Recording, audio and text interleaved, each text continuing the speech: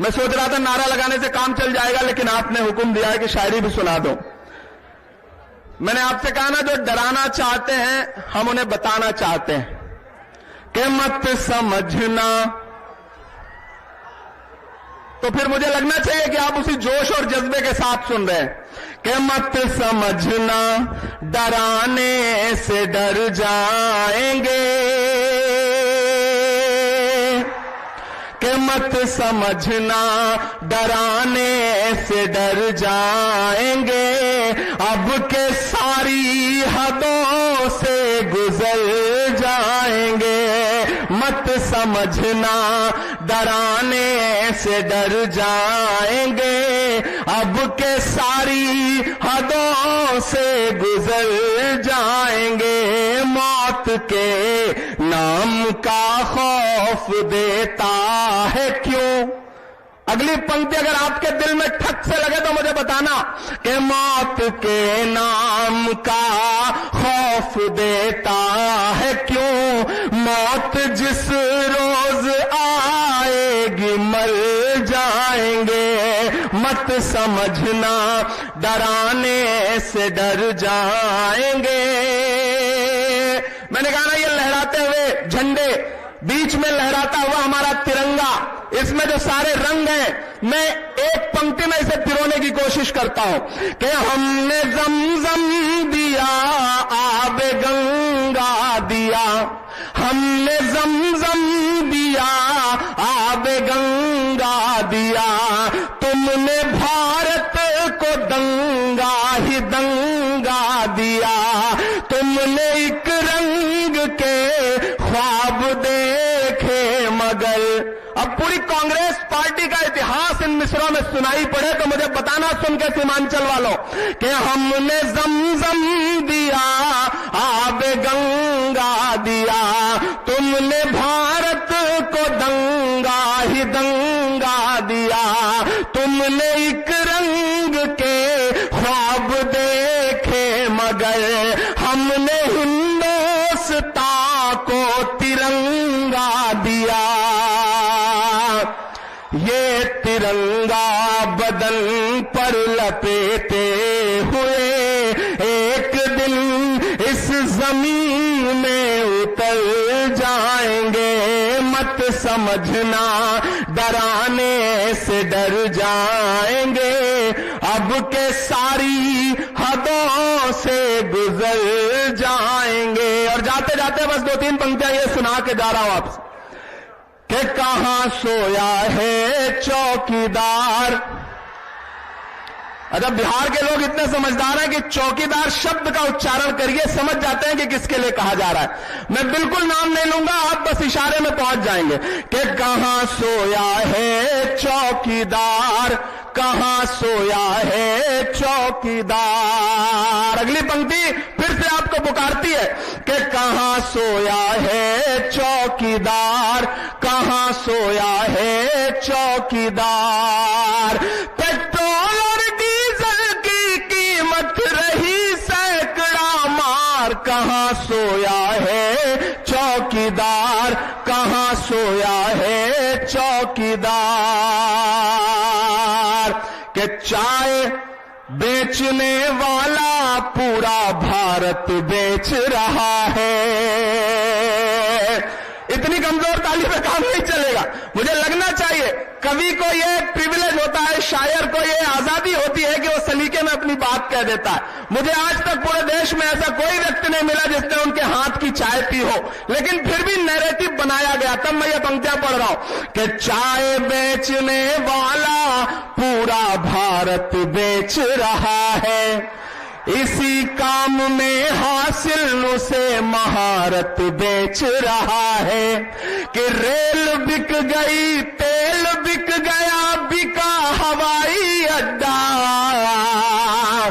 अब तैयार रहना, पीछे तक अगली जो पंक्ति है उसमें एक नाम आएगा, उस नाम पे आपकी हंसी छूटे तो उसे तालियों में बदलना कि तेल बिक गया, रेल बिक गई, बिका हवाई अड्डा। सब कुछ बिकता देख के खुश है अपने जेपी नड्डा। कि जनता महंगाई की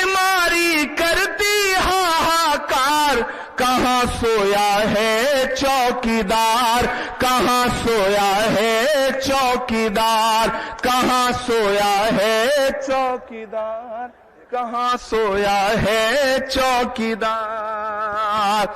बिहार की ऐतिहासिक सरजमीन और मेरी आंखों के सामने उमड़ा हुआ लाखों का जनसमूह, आपकी यहां मौजूदगी को सलाम करता हूं।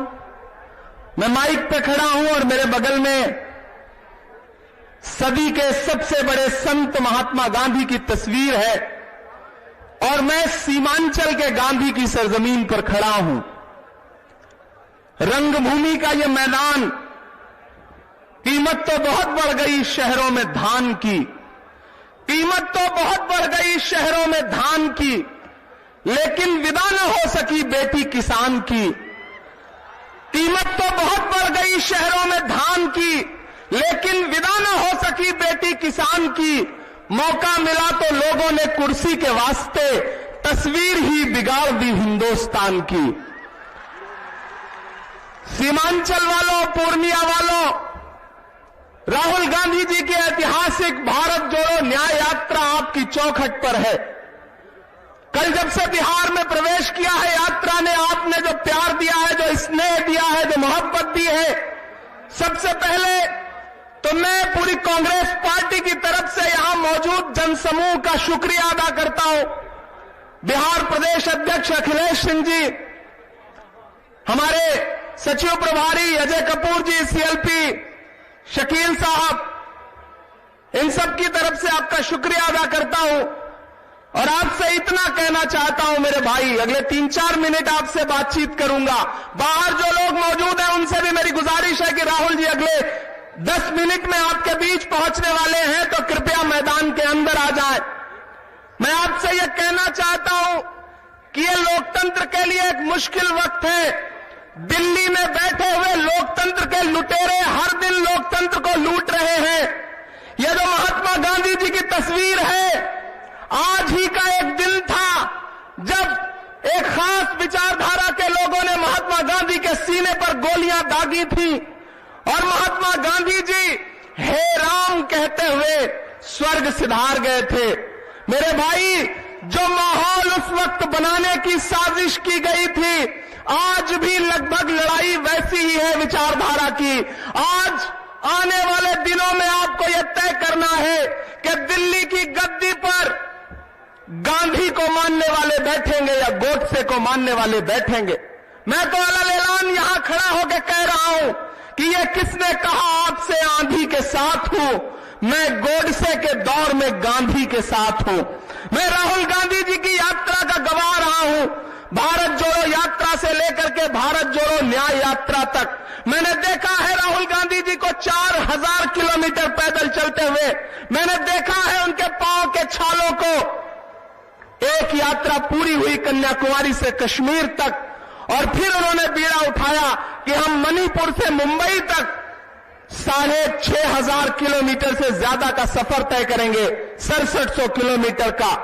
मेरे भाई, एक बात आपको समझनी है कि जो दिल्ली में बैठे हुए लोग हैं वो कितने शातिर हैं कि जैसे ही बिहार में यात्रा प्रवेश करने वाली थी कि बिहार में एक बार फिर से लोकतंत्र को लूटा गया। एक साहब फिर से पलट गए। आज मीडिया के साथियों ने हमसे कहा कि इमरान साहब आप क्या कहेंगे?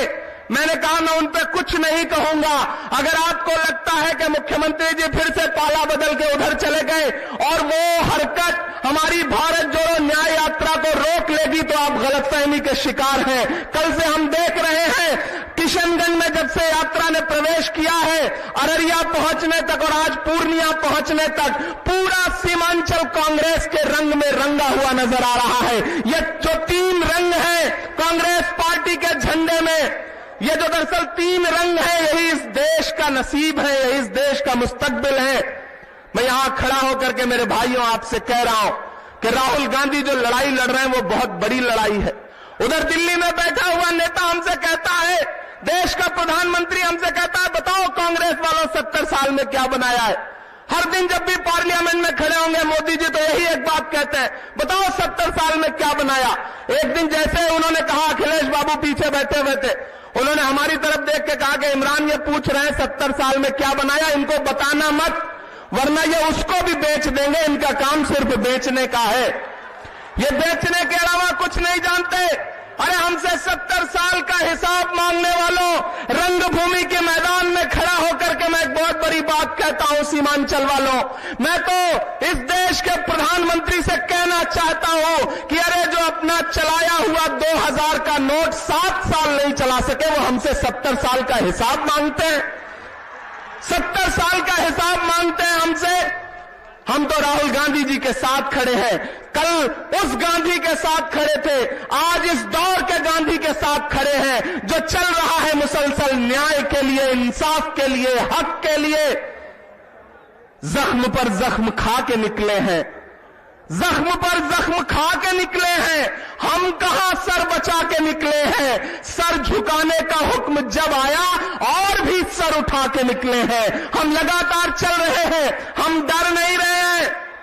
अगर सरकार को यह लगता है कि ईडी से, सीबीआई से आप कभी लालू जी जैसे बुजुर्ग को बुला करके, कभी तेजस्वी को बुला के, कभी हेमंत सोरेन को आप तोड़ लोगे लोकतंत्र के पहरुओं को, तो आप गलतफहमी के शिकार हो। सीमांचल नहीं, पूरा बिहार इस बार इस बात का जवाब देगा कि आने वाले 2024 में जिस साजिश के साथ आपने लोकतंत्र को लूटा है, वो साजिश आपकी कामयाब नहीं होगी। बिहार इस बात का गवाह रहेगा। यह बिहार है, यह दिल्ली वालों की गुंडागर्दी को कभी बर्दाश्त नहीं करता है, ना आने वाले दिनों में बर्दाश्त करेगा। मुझे इस बात का पूरा भरोसा है।